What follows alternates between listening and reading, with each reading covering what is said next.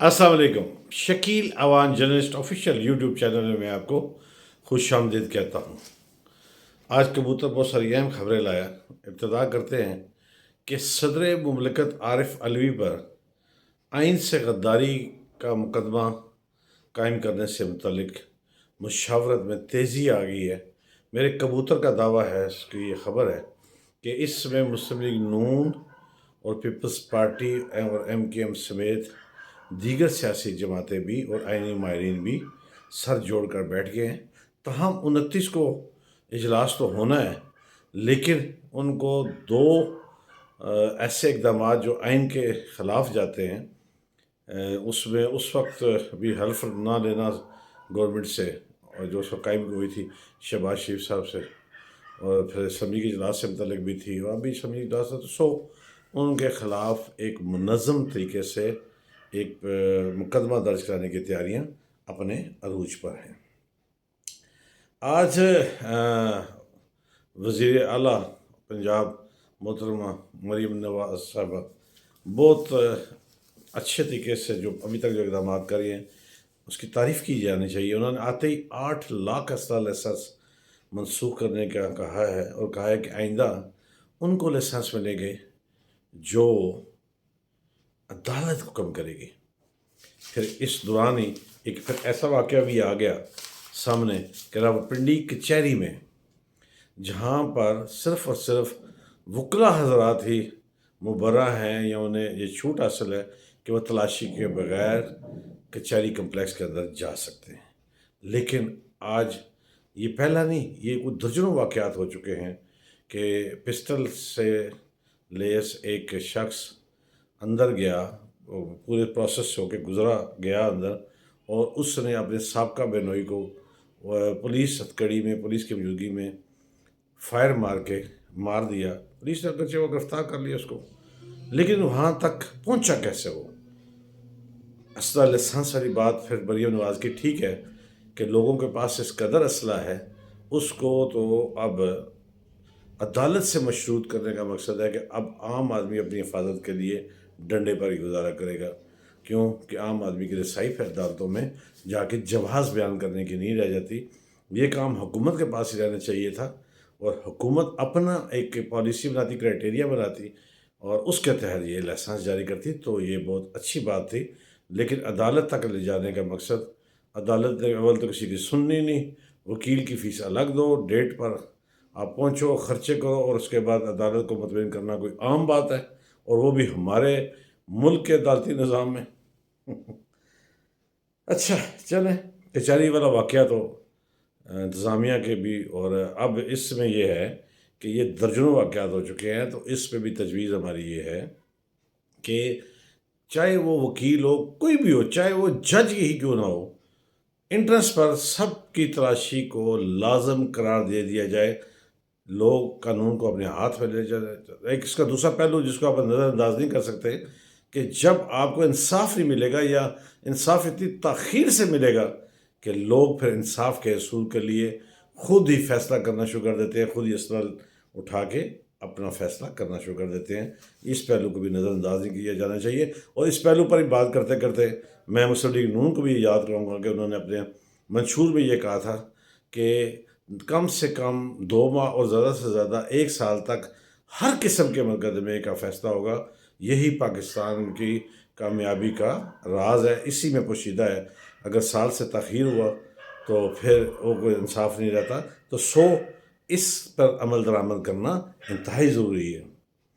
پنجاب کابینہ میں چند دنوں میں توسیع ہو رہی ہے، 16 سے 17 ارکان شامل کیے جا رہے ہیں، جس میں سے 14 نون لیگ کے، ایک استحکام پارٹی کا، اور ایک جمعیت کا ہے، اور اسی طرح پھر دوسرا مرحلہ آئے گا، وہ عید کے بعد آئے گا، اس میں 7 سے 8 ہوں گے، اس میں پیپلز پارٹی بھی شامل ہوگی۔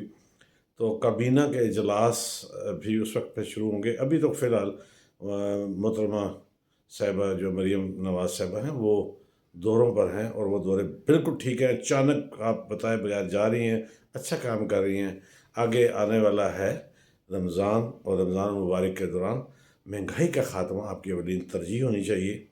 پنجاب کو الگ صوبہ نظر آنا چاہیے، بڑا بھائی نظر آنا چاہیے، اور آپ کے جو اصلاحات ہیں وہ پنجاب سے اگر کامیاب ہوتی ہیں تو آپ پھر قومی سطح پر بھی کامیاب کرنے میں کامیاب ہو سکتی ہے۔ دوسرا یہ ہے کہ آج سعدیہ عباسی سینٹ میں حکومت کے خلاف، وہ نون لیگ کی سینٹر ہے، سمجھ لیں کہ بھئی شاہد خاقان عباسی صاحب جو سابق وزیر اعظم تھے، انہوں نے مبارکباد دینا گوارا نہیں کیا، انہوں نے کہا کہ میں کسی کو مبارکباد دوں، وہ تو ان کی رائے جدا ہو چکی ہیں، اور سعدیہ عباسی سینیٹر جو ہے ان کی بہن ہے۔ تو آج انہوں نے بھی یہ کہا ہے کہ پی ٹی آئی کے ارکان کو، خواتین کو خصوصاً کیوں بند رکھا گیا ہے، اور ان کو بھی ریلیز کیا جائے، اور ساتھ ساتھ انہوں نے چیف الیکشن کمشنر کے استعفے کا مطالبہ کیا۔ غرض یہ کہ پارٹی پالیسی کے خلاف سعدیہ عباسی چل پڑی ہیں۔ میرے خیال میں ان کا بھی یہ آخری یہ سیشن ہے۔ اب دونوں بہن بھائی کا جو مستقبل ہے اس میں مسلم لیگ دور دور تک نہیں ہے، یا مسلم لیگ میں ان کا اب گزارا ناممکن ہے، وہ بھی کھل کر سامنے آ چکی ہیں۔ آج زیادہ کام بھی میرا چل پڑا ہے مسلم لیگ نون پر، تو اگر میں یہ کہوں، میں نے پہلے بھی ایک وی لاگ میں یہ کہا تھا، اب بھی اپنے وی لاگ میں، میرا وی لاگ جب جہاں تک دیکھا سنا جاتا ہے، مسلم لیگی حلقوں میں بھی اور باب اختیار میں بھی یہ جاتا ہے۔ وی لاگ سننے کے بعد اگر آپ اپنا موقف دینا چاہیں تو مجھے اس پہ کوئی اعتراض نہیں ہوگا۔ دیکھیں، میں نے پہلے بھی ایک بات کہی تھی کہ جو سینیٹر سابق جو پرویز رشید ہے، وہ کس حیثیت سے پارٹی میٹنگز میں بیٹھتے ہیں۔ اب تو جو میں نے فوٹیج دیکھی ہے، میرے کبوتر نے بھی یہ مجھے بتایا کہ وہ جو اہم ترین اجلاس یا بیوروکریٹس کا اجلاس یا سیکرٹری صاحبان کا اجلاس جو بلا رہی ہیں، ان کے دائیں طرف جو مریم نواز صاحبہ چیف منسٹر پنجاب کے دائیں طرف جو ہیں وہ پرویز رشید صاحب بیٹھتے ہیں۔ ان کی صرف حیثیت کا تعین کر دیا جائے۔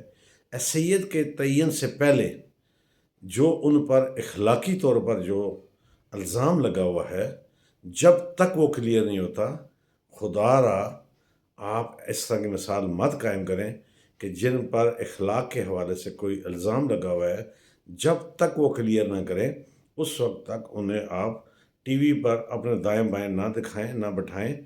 اگر آپ کا کوئی ذاتی معاملہ ہے تو اس کو ٹی وی سے ہٹ کر آپ ڈرائنگ روم کی سطح تک یا پارٹی کے دفاتر تک آپ کوئی میٹنگ کرتے ہیں تو اس میں تو ہمیں کوئی اعتراض نہیں ہے، لیکن جب آپ قومی سطح پر، قومی میڈیا پر ایسے شخص کو اپنے ساتھ بٹھاتے ہیں جن پر اخلاقی طور پر الزام ہے، ان کی ویڈیو یا آپ کو کسی سے پوشیدہ نہیں ہے، تو اس حوالے سے ان کی پوزیشن کلیئر ہونی چاہیے۔ پھر آپ چاہے جس مرضی کو اپنے دائیں بائیں بٹھائیں۔ اس سے بہت ساری جو تنقید کا پہلو ہے، خاص طور پر کیونکہ وہ ویڈیو سوشل میڈیا پر وائرل ہوئی تھی، بچوں، بڑوں، خواتین اور ہر طبقے نے وہ دیکھی ہوئی ہیں، تو ایسی صورتحال پر ایک سوالیہ نشان مسلم لیگ نون کی حالیہ منتخب شدہ مریم نواز چیف منسٹر پنجاب پر جاتا ہے، کیونکہ وہ زیادہ تر انہی کے ساتھ دیکھے جاتے ہیں اور انہی کے دائیں بائیں بیٹھے ہوتے ہیں۔ تو اس حوالے سے کوئی ایکشن جو ہے یا کوئی بات یا کوئی موقف مسلم لیگ نون کا سامنے آنا چاہیے، اس کا مجھے انتظار رہے گا۔ چلتے چلتے ہمیشہ کی طرح کہتا رہوں گا کہ جہاں آپ اپنا اور اپنے پیاروں کا خیال رکھتے ہیں، ارد گرد موجود مستحقین کا بھی خیال رکھیے۔ کوشش کیجیے کہ کوئی آپ کی شکایت اللہ سے نہ لگا دے۔ کل انشاءاللہ نئی خبروں اور نئی بات کے ساتھ حاضری ہوگی۔ اجازت دیجیے، اللہ حافظ۔